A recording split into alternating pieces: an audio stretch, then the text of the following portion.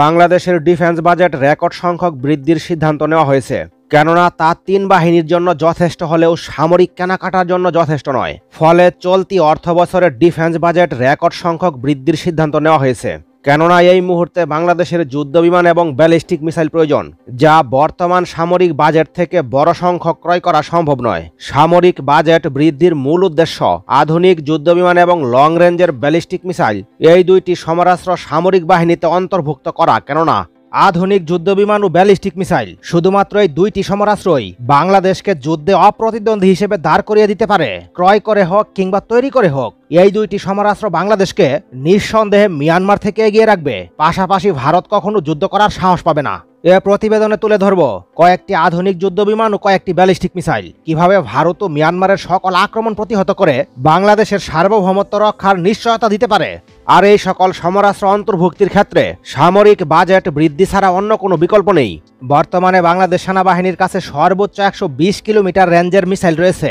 যদি 500 কিংবা 700 কিলোমিটার রেঞ্জের ব্যালিস্টিক মিসাইল থাকতো, তাহলে ভারতের গভীরে হামলা করা সম্ভব হতো, যা 120 কিলোমিটার রেঞ্জের মিসাইল দিয়ে ততটা সম্ভব নয়।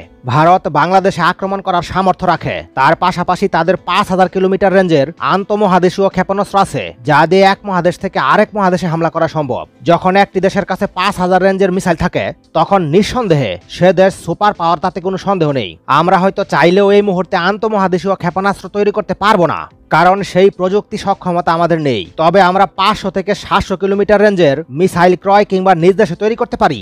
বর্তমানে ভারত বাংলাদেশ সম্পর্ক ইতিহাসের সবচেয়ে তলানিতে পৌঁছেছে।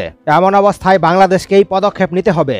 কতগুলো আধুনিক যুদ্ধবিমান, তার পাশাপাশি ব্যালিস্টিক মিসাইল। আধুনিক যুদ্ধবিমান বলতে ফ্রান্সের রাফাল কিংবা যুক্তরাষ্ট্রের F-16 এই ধরনের যুদ্ধবিমান। বাংলাদেশ ইতিমধ্যে নিজ দেশে ট্রেনিং এয়ারক্রাফট তৈরি করতে সক্ষম হয়েছে। এই অভিজ্ঞতাকে কাজে লাগিয়ে পাকিস্তান ও তুরস্কের পঞ্চম প্রজন্মের যুদ্ধবিমান প্রকল্পে বাংলাদেশও অংশগ্রহণ করতে পারবে।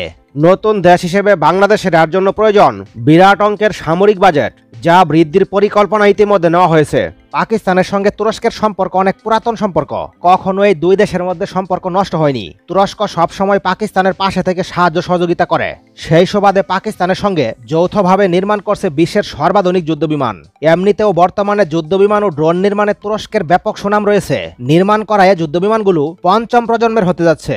দুই দেশ যে মডেলের যুদ্ধবিমান নিয়ে কাজ করছে তার নাম TFX। এটি পঞ্চম প্রজন্মের স্টেলথ প্রযুক্তির যুদ্ধবিমান। পাকিস্তান ও তুরস্কের মতো বাংলাদেশও একটি মুসলিম দেশ, তাই সকল ধরনের ছাড় দিতে রাজি। তুরস্ক যুদ্ধবিমান ও ড্রোন তৈরিতে অবিশ্বাস্য সাফল্য অর্জন করেছে। অপরদিকে পাকিস্তান মিসাইল ও পারমাণবিক অস্ত্র তৈরিতে অবিশ্বাস্য সাফল্য অর্জন করেছে। কাজেই দুই দেশের মাঝে যুদ্ধবিমান ও ড্রোন প্রযুক্তির বিনিময়ে মিসাইল ও পারমাণবিক প্রযুক্তির সমন্বয় ত্বরান্বিত হচ্ছে এবং অদূর ভবিষ্যতেও হবে।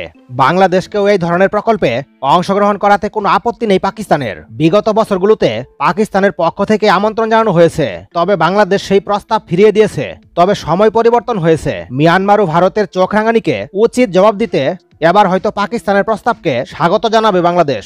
এ প্রকল্পে অংশগ্রহণ করতে বাংলাদেশের প্রয়োজন হবে বিরাট অঙ্কের সামরিক বাজেট। এ কথা মাথায় রেখেই বাংলাদেশের সামরিক বাজেট বৃদ্ধির পরিকল্পনা করছে প্রতিরক্ষা দপ্তর। এমন ইঙ্গিত মিলছে ডক্টর ইউনূস ক্ষমতায় বসার পর থেকে পাকিস্তানের সঙ্গে সামরিক ডিল করার প্রস্তাব আসছে।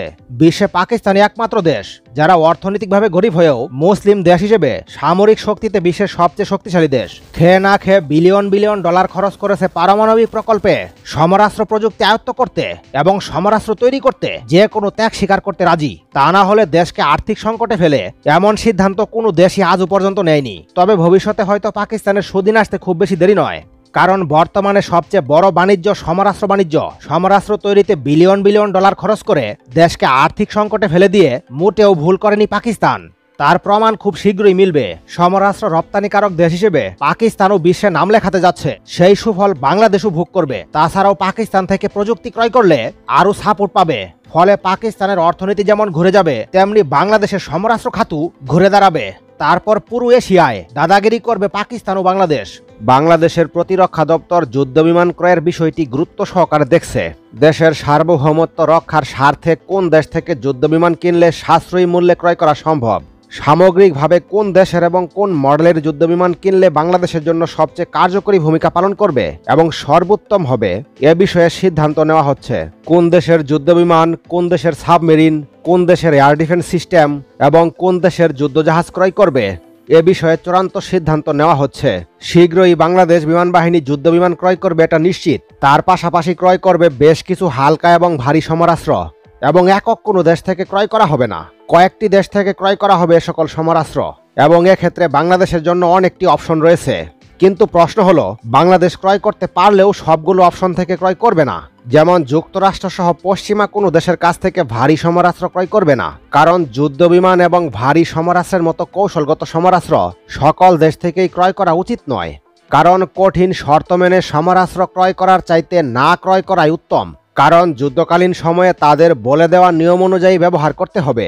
সুতরাং তারা যদি চায় তাহলে বাংলাদেশ ভারতের বিরুদ্ধে ব্যবহার করতে পারবে, অন্যথায় নয়। এক্ষেত্রে তুরস্কের বিমান বাহিনীকে উদাহরণ হিসেবে বলা যায়। তুরস্কের বিমান বাহিনী শক্তিশালী যুদ্ধ বিমান ক্রয় করতে চায়। এর জন্য 2015 সাল থেকেই আলোচনা চালিয়ে যাচ্ছে, অথচ মার্কিন যুক্তরাষ্ট্র পঞ্চম প্রজন্মের যুদ্ধবিমান বিক্রি করবে না, কারণ তুরস্ক রাশিয়া থেকে S-400 আকাশ প্রতিরক্ষা ব্যবস্থা কিনেছে, যার কারণে যুক্তরাষ্ট্র তাদেরকে তাদের সমরাস্ত্র দিবে না। অর্থাৎ এই দেশ থেকে কেনা যাবে না, ওই দেশ থেকে কেনা যাবে না, এই দেশ থেকে কিনতে হবে, ওই দেশ থেকে কিনতে হবে, এরকম নিষেধাজ্ঞা। তুরস্ক যুক্তরাষ্ট্রের পঞ্চম প্রজন্মের যুদ্ধবিমান কিনতে ব্যর্থ হয়ে চতুর্থ প্রজন্মের যুদ্ধবিমান ক্রয়ে রাজি হয়, এবং এক্ষেত্রে F-16 ব্লক 70 আধুনিক সংস্করণের 40টি যুদ্ধবিমান চেয়েছিল। এক্ষেত্রেও মার্কিন যুক্তরাষ্ট্র কয়েকটি শর্ত আরোপ করে। তারা সোর্স কোড সরবরাহ করতে পারবে না, এবং এমনকি গ্রিসের বিরুদ্ধে তুরস্ক এটি ব্যবহার করতে পারবে না।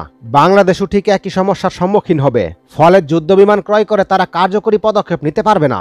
এ কারণে পশ্চিমা দেশগুলো থেকে কোনো প্রকার যুদ্ধবিমান কিংবা ভারী সমরাস্ত্র ক্রয় করা উচিতই নয়। তাছাড়াও যুদ্ধকালীন সময়ে তাদের কাছ থেকে পরিপূর্ণ প্যাকেজ সহ সমরাস্ত্র পাওয়া সম্ভব নয়। অথচ এমার্জেন্সি ভিত্তিতে তখন বাংলাদেশের গোলাবারুদ প্রয়োজন হবে, যা পার্শ্ববর্তী দেশ পাকিস্তান কিংবা চীন বাংলাদেশকে সরবরাহ করতে সক্ষম হবে। তাই এই দিক বিবেচনা করে ভবিষ্যৎ সমরাস্ত্রগুলো চীন কিংবা পাকিস্তান থেকে ক্রয় করাই উত্তম হবে বাংলাদেশের জন্য, কারণ যুদ্ধকালীন সময়ে অতি অল্প সময়ে সমরাস্ত্র এবং গোলাবারুদ ডেলিভারি পাবে।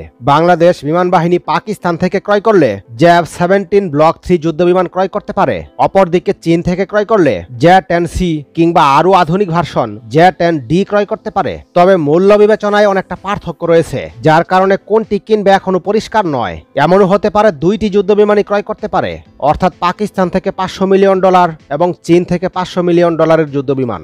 তাহলে একটি ভেরিয়েবল কম্বিনেশন তৈরি হবে, যা যুদ্ধক্ষেত্রে আরো শক্তিশালী ভূমিকা তৈরি করবে।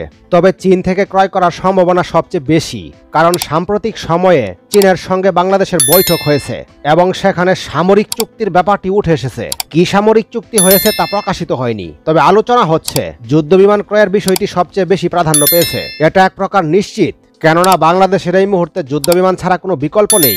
আপনাদের মতামত কমেন্টের মাধ্যমে জানিয়ে রাখুন। পরবর্তী নতুন ভিডিও সবার আগে পেতে চ্যানেলটি সাবস্ক্রাইব করে রাখুন।